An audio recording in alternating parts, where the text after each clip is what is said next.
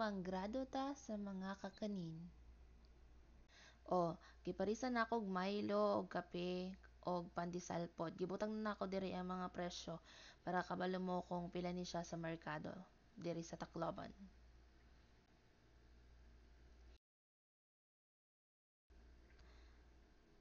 Kaning kutsinta, moist siya, chewy, sakto lang, 97 plus 3, so 100 points. Pak! Perfect. So, kaning, unsa ni, Biko, 81 lang siya guys, kaya nahigahi-gahi na bugas. Pero lami pod siya. Almost perfect.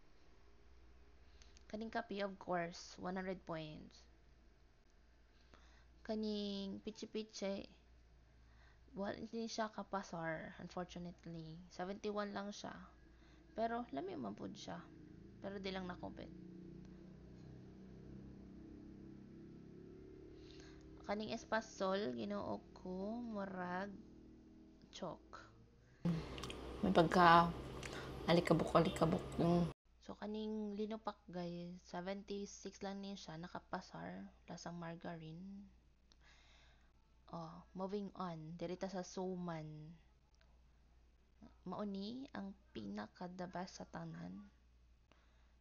Suman latik, kay naisuman plus latik.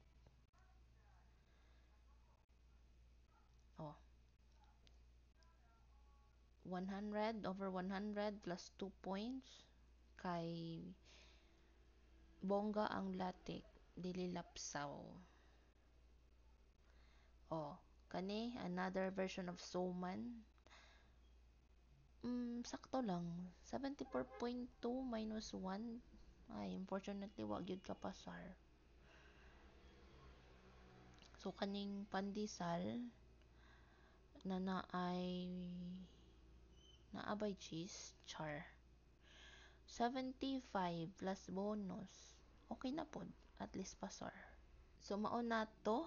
Ang wala nakapasar, magdala og floor wax sa Monday.